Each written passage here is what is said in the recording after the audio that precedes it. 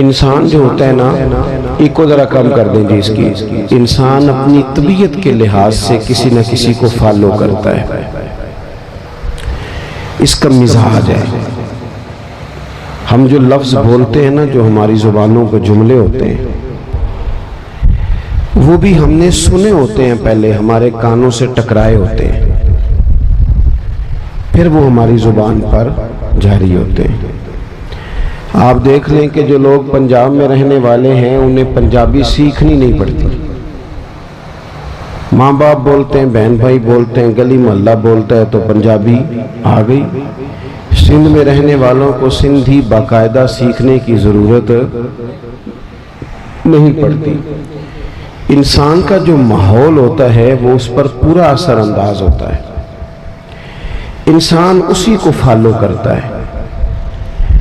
بہت سارے لوگوں کے کھانے پر تنقید کرتے ہیں، یہاں سے وہ سفر کر کے 100-200 کلومیٹر کسی اور شہر میں چلے گئے تو ان کا یہ خیال ہوتا ہے کہ انہوں نے مرچ زیادہ ڈال دی،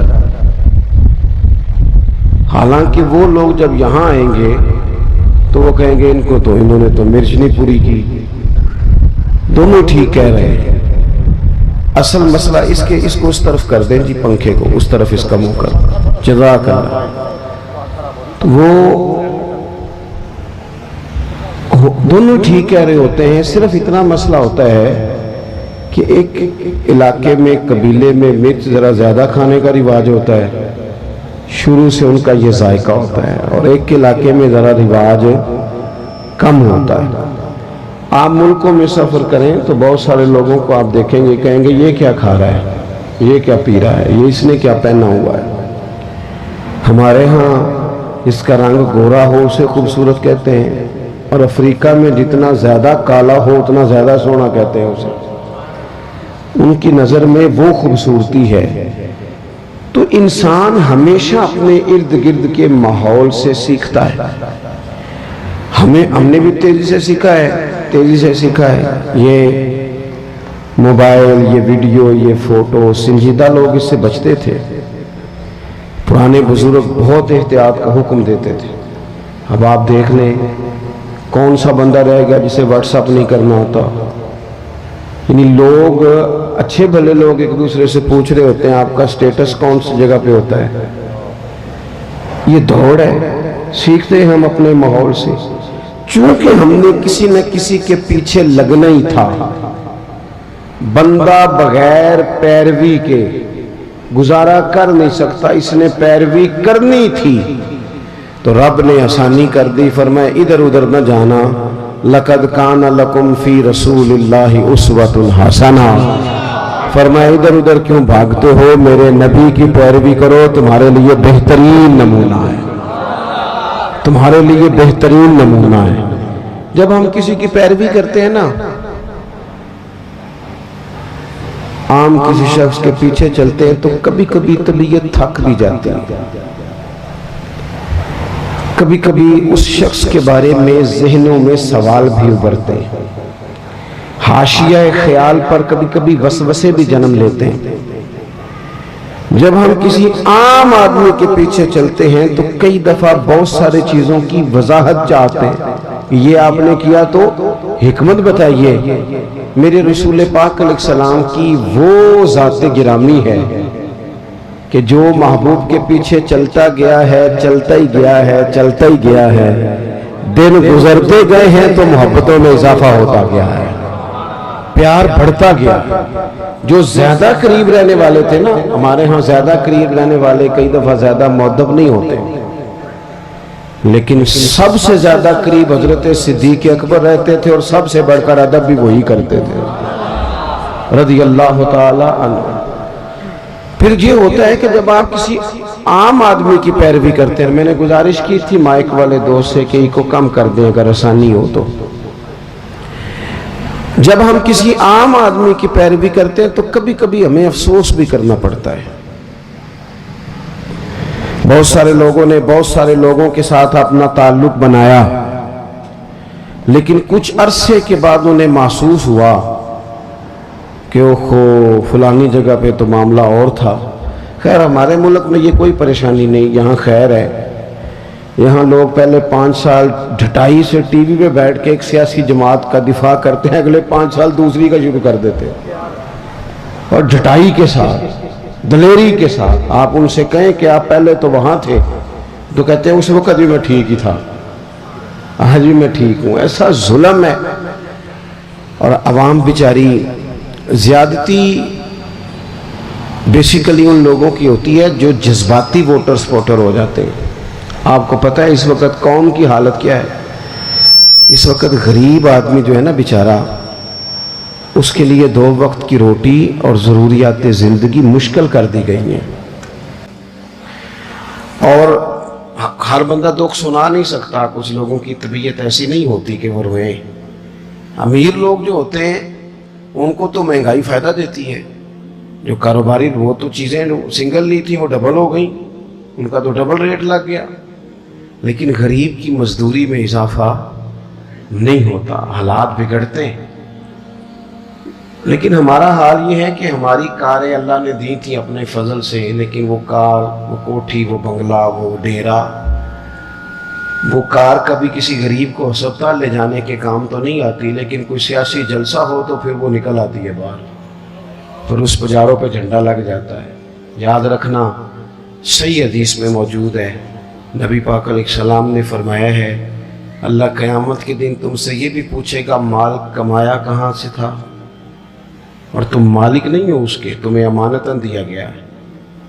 تم مالک ہوتے پھر تمہیں حساب دینا پڑتا، تم مالک نہیں، امانت ہے، اللہ کی نعمتیں تمہارے پاس۔ ثم لا تسألن یومئذ عن النعیم، ایک ایک نعمت کے بارے میں تم سے پوچھا جائے گا۔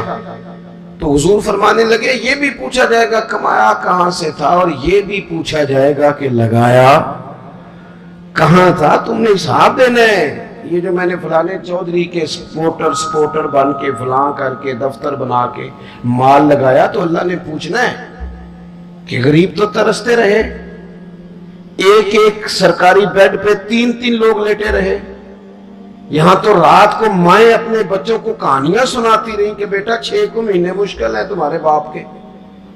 یہاں تو بڑی عید والے دن بھی اس کو گوشت ملا جو اپنی عزت کی پرواہ نہ کی اور شاپر لے کے مانگنے چلا گیا، اور اسے چودھری صاحب نے کہا لائن بنا لو، لائن۔ تو بتا رب نے جب تجھے دیا تھا لائن میں لگا کے دیا تھا؟ لائن میں لگ کے تو نے لیا آج تو۔ اور پھر ایسی زیادتی ظلم کی بات ہے، تو دے کے بھی لے گیا تھا 4 بوٹیاں، پھر آ گئے۔ تو کہہ رہا ہے جو خدا، جسے خدا نے اپنے فضل سے دیا ہے، خدا نے ان کو عطا کر دی خواجگی کہ جنہیں خبر نہیں تھی کہ روش بندہ پروری کیا ہے۔ اور حضرت وارث شاہ نے کہا تھا وارث شاہ مان کری نہ وارثاں دا، رب بے وارثہ کر کے مار دئی، ڈر اس کی بے نیازی سے، اور بے پرواہی بے ایک سجن دی جتھے کسے بھی پیش نہ جاوے، انہیں تاجاں والے در در رولے تے منگتے ہیں تخت بٹھاوے، اوے سجنا کسے نو کارا مل دئی، کوئی کعبے و خالی آوے۔ تو یہ اگر اللہ کبھی عطا کرے تو پھر اس پر اتنا زیادہ تکبر، اللہ تعالیٰ معافی کی توفیق عطا کرے۔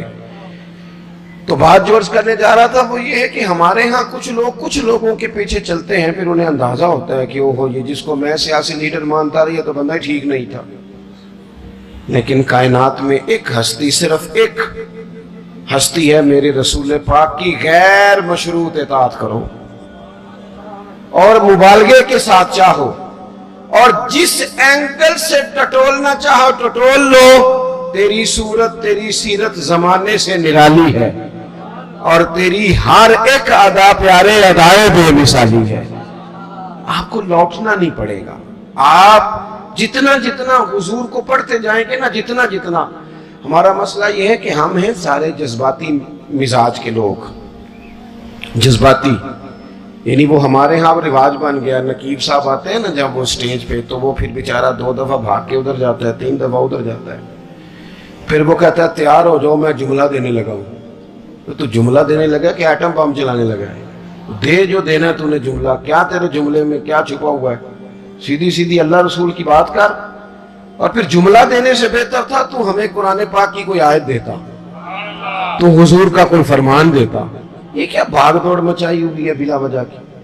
اور جناب وہ نعت خاں صاحب ہیں تو وہ بھی کہتے ہیں کہ جب تک سارے نہ سبحان اللہ کہیں اور جب تک پچھلے بھی نہ زور لگائیں اور جب تک شمال جنوب والے نہ بول پڑے مجھے ذائقہ نہیں آتا.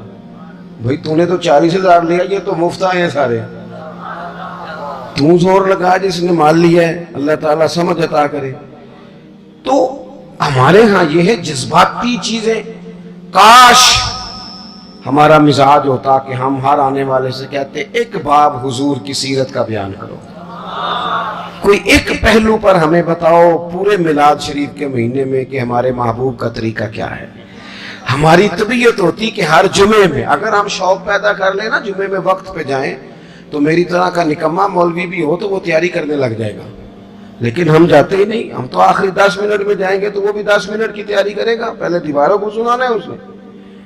جب تک ہم حضور کی مکمل سیرت کو نہیں پڑھتے, سیرت عالیہ کا پورا مطالعہ نہیں کرتے, جئیں گے تو صحیح پر جینے میں مزہ نہیں آئے گا. جن لوگوں نے مکمل پڑھ لیا تھا نا, محبوب کو دیکھ لیا تھا, سمجھ لی تھی چیزیں, اپنی فہم میں اتار لی تھی, ان کو پھر لطف آیا, جینے کا بھی مزہ آیا اور دنیا سے جانے کا بھی مزہ آیا. وہ لوگ جب دنیا سے جاتے تھے نا, صحابہ اور اہل بیت, تو وہ رو رو کے نہیں جاتے تھے. ان کے مزاجوں میں, لفظوں میں, جملوں میں کوئی مایوسی نہیں نظر آتی تھی. وہ یہ نہیں کہتے تھے میرے بچوں کا خیال کرنا, وہ یہ نہیں کہتے تھے اوہ فلانے چیز کا دھیان رکھنا, ان کو یہ نہیں کہنا پڑتا تھا فلانی جگہ بڑی مشکل ہے وہ حل کر دینا, بلکہ وہ تو بچے چھوٹے چھوٹے ہیں, گھروں میں بیٹھے ہیں, بیویاں بیوہ ہو رہی ہیں, لیکن وہ جب میدانوں میں تیر کھاتے تھے تو کہتے تھے رب کعبہ کی قسم آج تو اللہ نے کامیابی عطا کر دی. وہ تو کہتے تھے کامیاب ہو کے جا رہے ہیں, کامیاب. حضور کی سیرت مبارکہ پر غور کیا جائے, اپنی زندگی کو سنت اور شریعت کے سانچے میں ڈھالا جائے. اور سنت اور شریعت ظاہری اولیاء کا نام نہیں, فقط اولیاء بنا لینا دین نہیں. فقط آپ کی توجہ ہے میری بات پر؟ اور بعض لوگ میری طرح پگڑی داڑھی والے ہو جاتے ہیں تو وہ سمجھتے ہیں میں نے کل دین اختیار کر لیا ہے. اس سے بھی ہمیں بچنا ہے. نبی پاک علیہ السلام کا جو سب سے پہلا تعارف ہے نا, وہ تو صادق اور امین ہونے کا ہے. تو دیکھا تو یہ جائے گا تو سچ کتنا بولتا ہے. تیری سنت اور شریعت اور حضور کے دین پر چلنے کا آغاز تو یہاں سے ہوگا کہ تو دیانتدار کتنا ہے. تیرے ساتھ اگر کوئی مالی لین دین کرتا ہے تو تیرے اندر صفائی کتنی ہے. بات یہاں سے. میرے پیر بھائی آئے ہوئے تھے تھوڑے دن پہلے کافی سارے, تو میں ان کو کہہ رہا تھا کہ یاد رکھنا, اگر تمہارا لوگوں سے لین دین ٹھیک ہوگا نا, بیوی کو ڈانٹو گے نہیں, گالی نہیں دو گے, تو خود بخود سمجھ آ جائے گی کہ پیر صاحب تربیت ٹھیک کر رہے ہیں. اور اگر میری کرامت ہی سناؤ گے نا گھر جا کے, اور کوئی پابندی نہیں, کوئی اخلاق کا پتہ نہیں, تو پھر وہ صاف صاف کہے گی اے دسیا تینوں تیرے پیرا نے. یہ سبق دیتے ہیں استاد جی. پھر میری کرامتیں سنانے سے تھوڑے کوئی مطمئن ہوتا ہے. عزیز, صرف ظاہری حلیہ نہیں, سب سے زیادہ ضروری ہے زبان کی سچائی, مال میں صداقت, صفائی. آپ لین دین کے پورے. ہمارے یہاں لوگ کہتے ہیں فلانے چودھری صاحب نے بیٹی کو حصہ نہیں دیا, تو میں کہتا ہوں جس کی 5 مربع زمین ہے اس کی بیٹی کا بھی حصہ بنتا ہے, اور جس کا 5 مرلے کا گھر ہے نا, پوچھ لینا مفتی صاحب سے, حصہ تو اس کا بھی بنتا تھا, تو اس نے کیوں نہیں دیا؟ صرف یہ آپ نے بڑے آدمی پر ہی الزام دینا تھا, گفتگو ہی کرنی تھی. جب تک آپ اپنے معاملات میں پوری صفائی نہیں رکھتے, جب تک آپ دیانت کا مظاہرہ نہیں کرتے. آج کل ہماری دیانتداری اس طرح کی ہے, ہمارے ایک دوست بتانے لگے کہ ایک آدمی گزر رہا تھا تو اسے جوتے کا ایک پیر مل گیا, جوتا بڑا مہنگا تھا, نیا تھا, ڈبے سے کسی کا گرا تھا, ایک پیر ملا.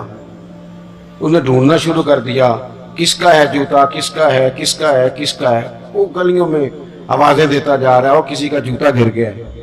تھوڑا سا آگے جا کے نا اسے دوسرا پیر بھی مل گیا, پر اس نے مالک ڈھونڈنا بند کر دیا. اس نے کہا ٹھیک ہے اب ضرورت نہیں. جب تک وہ ایک تھا نا, دیانتداری عجیب ہے نا. یعنی کسی کو کہے نا یہ مرغا بیمار تھا تو ذبح نہیں ہوا تو مر گیا ہے, تو وہ کھائے گا تو اسے الٹی آئے گی, کہے گا یہ حرام ہے. صحیح کہہ رہا ہوں؟ میری بات ٹھیک ہے؟ وہ مرغا جو 500 کا ہے وہ حرام موت مرا ذبح نہیں ہوا تو وہ کسی کو کھلائیں تو الٹی آتی ہے. بھئی اس پہ الٹی آتی ہے تو 50,000 حرام کا ہو تو اس پہ الٹی کیوں نہیں آتی؟ 50 کروڑ حرام کا تو اس پہ الٹی کیوں نہیں آتی؟ یہ کیا بات ہوئی کہ اگر تھوڑی چیز ہے تو معاملہ اور ہے، بڑی ہو جائے تو؟ مجھ سے ایک دفعہ ایک صاحب نے پوچھا، انہوں نے کہا کہ عیسائی کے ساتھ روٹی کھانی جائز ہے. میں نے کہا یہ مسئلہ غریب عیسائیوں کے بارے میں پوچھتے ہو، اس کے ساتھ بھی ناجائز ہے، لیکن عیسائی اگر امریکہ کا صدر ہو تو اس کے ساتھ بھی ناجائز ہے. اگر آپ نے اس لیے کہ وہ مشرک ہے، ناپاک ہے، نجس ہے، اس سے آپ نے پرہیز کرنی ہے تو پھر اس وقت بھی مسئلے پوچھا کرو جب وزیر اعظم اس میں دعوت ہوتی ہے اور کئی مشیر مولوی بھی بیٹھے ہوتے ہیں بیچ میں، کئی منسٹر مولوی. اس وقت کبھی نہیں کسی نے مسئلہ پوچھا. کیا دین کا فتویٰ اس لیے ہے کہ غریب ہو تو فتویٰ اور ہے، امیر ہو تو مسئلہ اور ہے؟ تو اسوہ نور نبی پاک صلی اللہ علیہ وسلم کا یہ ہے، حضور کا اسوہ حسنہ یہ ہے کہ معاملات میں صفائی ہو، صداقت ہو، دیانت. آپ دیکھیں حضور کی سیرت کا حسن یہ ہے کہ ہجرت کی رات عرب کے لوگوں نے یہ طے کیا تھا کہ معاذ اللہ حضور کو شہید کرنا ہے، اور بڑے تیز تھے. عقل اللہ سب کو دیتا ہے لیکن بعض لوگ اپنی عقل سے منفی کام لیتے ہیں اور بعض مثبت لے لیتے ہیں. انہوں نے حضور کے کاشانہ نور کا گھیرا کیا تو عقل اس طرح لڑائی، کہنے لگے کہ ہر قبیلے کا ایک بندہ لیں، اس کو تلوار دیں. ہر قبیلے کا، سارے قبیلے مل کے جب حملہ کریں گے تو معاذ اللہ اگر حضور کو شہید کرنے میں کامیاب ہو جاتے ہیں تو پھر کسی ایک قبیلے پر الزام نہیں آئے گا. میری بات کی سمجھ آ رہی ہے آپ کو؟ اور اگر بنو ہاشم بدلہ بھی لینا چاہیں گے تو پھر وہ ایک قبیلے سے ٹکر لیں گے، دو سے لیں گے، سب سے کیسے لیں گے؟ اس طریقے کے ساتھ انہوں نے حضور کے کاشانہ نور کا گھر کا محاصرہ کیا. اب یہ جو محاصرہ کرنے والے تھے نا، یہ تو شہید کرنے آئے تھے. اللہ کرے آپ زیادہ توجہ کریں میری بات پر.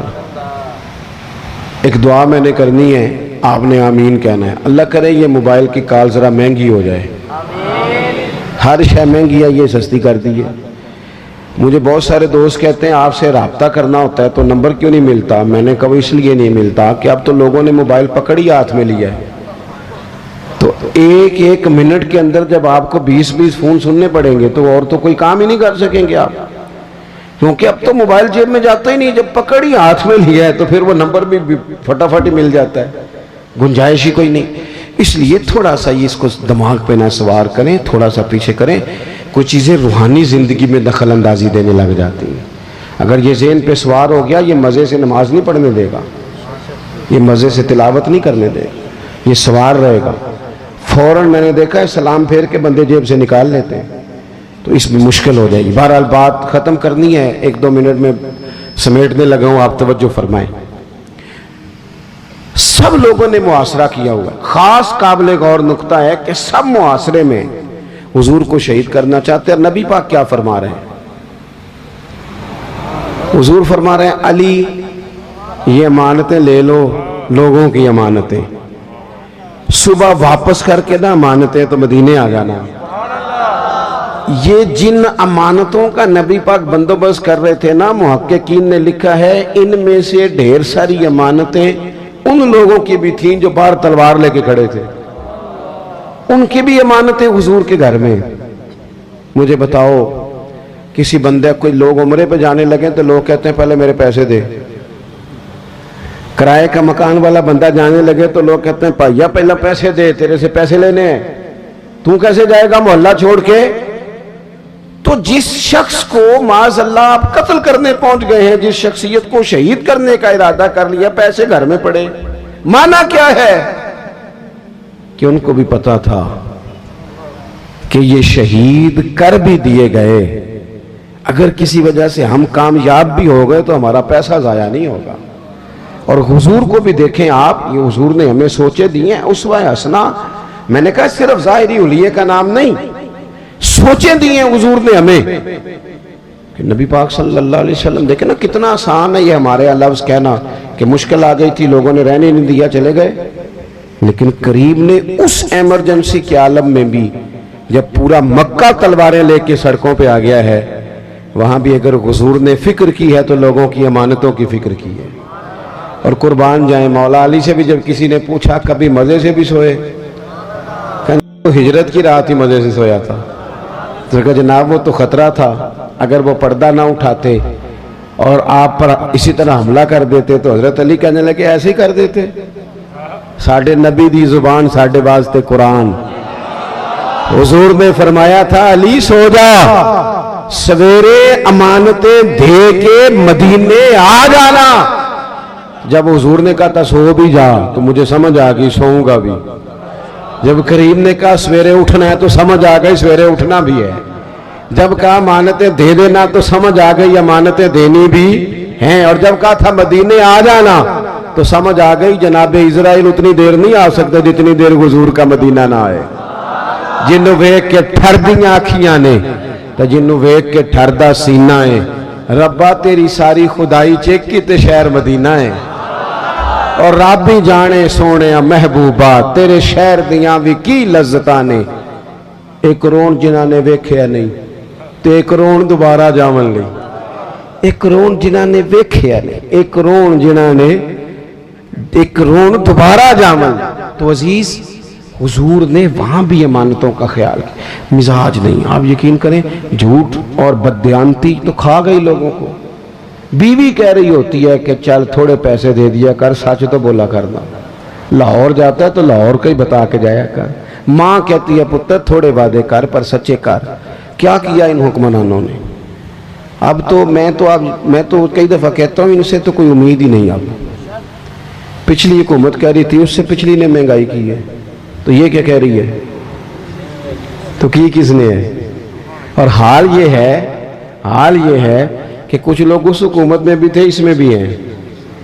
ایک دفعہ ایک دانشور کہتے ہیں میں نے ایک آدمی سے پوچھا تو ہر سیاسی پارٹی میں مل جاتا ہے، تیری پارٹی ہے کون سی؟ کہنے لگا تینوں اجے بھی نہیں سمجھ آئی، میری وہ پارٹی ہے جس کی حکومت ہوتی ہے، اور جس کی بھی ہو وہ ہماری ہوئی ہے۔ آپ لوگوں کو سمجھنا ہے، مجھے سمجھنا ہے، نمبر پلیٹیں بدلنے سے انقلاب نہیں آتا، انجن بدلنے سے آتا ہے۔ تو میں بات اسی پر ختم کرتا ہوں کہ اپنی زندگی میں اسوہ حسنہ کو اپنائیں، یہی ہمارا اصل ہے، اسی میں ہماری نجات ہے۔ اللہ تبارک و تعالی ہمیں اس کی توفیق عطا فرمائے۔